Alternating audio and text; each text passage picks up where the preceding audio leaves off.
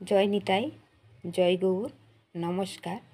আজকে সিঙ্গাপুরি কলার দ্বিতীয় পর্বর মাহাত্ম্য বলবো। সিঙ্গাপুরি কলার আরেক নাম হলো রম্বা। সিঙ্গাপুরি কলার আরেকটা নাম রম্বাসুর।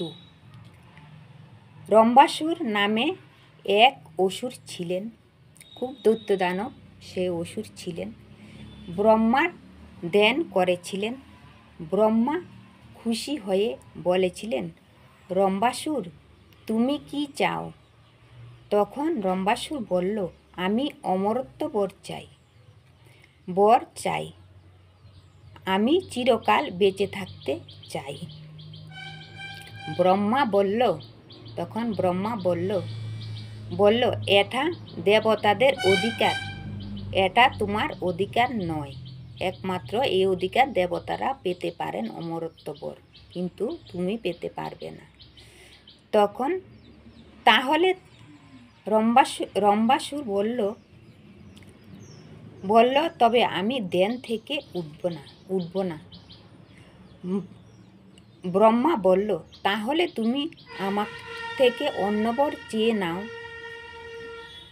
নাও, তাহলে তুমি আমাকে। তখন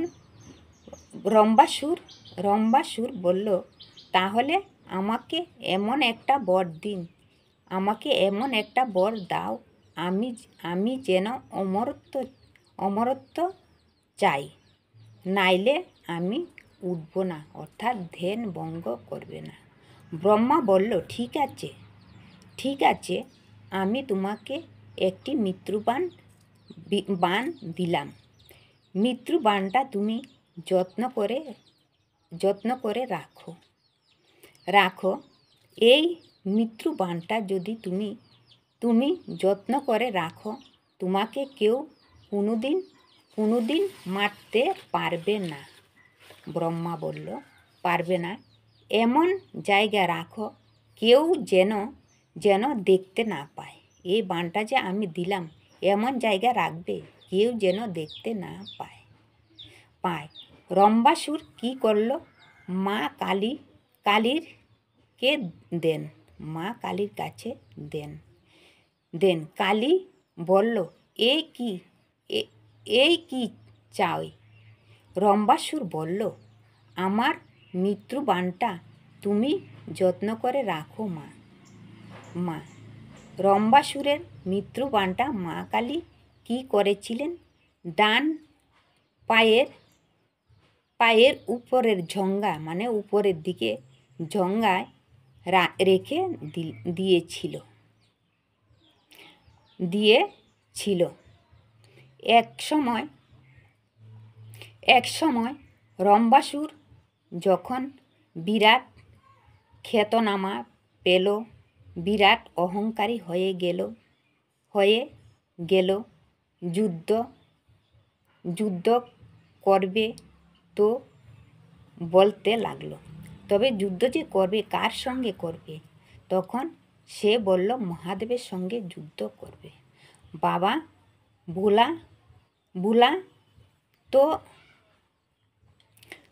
ভোলার সঙ্গে রম্বাসুরের যুদ্ধ শুরু হলো, কিন্তু বাবা ভোলানাথ রম্বাসুরের সঙ্গে যুদ্ধ করে উঠতে পারলেন না। যুদ্ধে বারবার হেরে যান। বাবা ভোলানাথ যুদ্ধে হেরে যাচ্ছেন, আর বাবার ভোলানাথ যখন বারবার যুদ্ধ হেরে যেতে লাগলো, তখন মনে করেন, স্বামী যদি যুদ্ধে হেরে যায়, তার স্ত্রী কি স্থির থাকতে পারে? আচ্ছা, স্বামী যদি হেরে যায়, স্ত্রী কিন্তু ঠিক থাকতে পারে না। তখন মা কালীর ভিতরে একটা রাগান্বিত রাগ হলো। স্বামী বলল, স্বামী আপনার অপমান সহ্য করতে পারবো না। মা কালী বলল, আপনার অপমান আমি সহ্য করতে পারবো না। কালী স্বামীর অপমান সহ্য করতে না পেরে কালী বলল, রাখো রাখো, তোমার মৃত্যুবাণটা তো আমার পায়ের জঙ্গায় আছে, জঙ্গার কাছে আছে। শিবকে দিয়ে বলবো, এই বাণটা দিয়ে তুমি আঘাত করো শিব। তখন মা কালী শিবকে মৃত্যুবাণটা দিয়ে বলল, এই মৃত্যুবাণটা দিয়ে রম্বাসুরকে আঘাত করো। তখন মহাদেব আঘাত করল। যেই না আঘাত করল, সঙ্গে সঙ্গে মৃত্যুবাণটা দিয়ে আঘাত করার সঙ্গে সঙ্গে রম্বাসুরের মৃত্যুবরণ হয়েছিল। রম্বাসুর মরে গেছে। তার থেকে সিঙ্গাপুরি কলা জন্ম হয়েছে।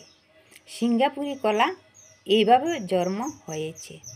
তবে সিঙ্গাপুরি কলা আপনারা খাবেন না। খেলে আপনাদের মহা পাপ হয়ে যাবে। আমরাও যদি খাই আমাদেরও পাপ হয়ে যাবে। এমনি তো আমরা ভজন করতে পারছি না, ভগবানকে ডাকতে পারছি না। যেইটুকু ডাকি সেইটুকু পর্যন্ত আমাদের নষ্ট হয়ে যাবে, ভজনটা নষ্ট হয়ে যাবে। এই জন্য কোনো ভগবানের পূজা, দেবদেবীর পূজা, যে কোনো শুভ কাজে আপনারা সিঙ্গিকলা ব্যবহার করবেন না। সিঙ্গিকলার সিস্টেমটা কীরকম দেখতে, মনে করেন এটা একটা কলা, এটা একটা মোটা আকারে ধারণ করে এই মাথাটা শিঙের মতন সোজা হয়ে আছে কলাটা। এই কলাটা যদি আপনারা দেখেন তবে আপনারা নিজেরা কিনবেন না, অথবা নিজেরা খাবেনও না, ভগবানকে দেবেনও না। যদি দেন আপনাদের পাপ হয়ে যাবে। ভগবানকে দেবেন না, নিজেরাও খাবেন না। শিং থেকে, গরুর শিং থেকে যার সৃষ্টি হয়েছে সেই কলা কি আমরা খেতে পারি না? কোনোদিন আমরা খেতে পারবো না, ভগবানকেও দিতে পারবো না। জয় নিতাই, জয় গৌর। যদি আমার ভুল হয়ে থাকে আপনারা আমাকে নিজ গুণে কৃপা করে ক্ষমা করে দেবেন। জয় নিতাই, জয় গৌর।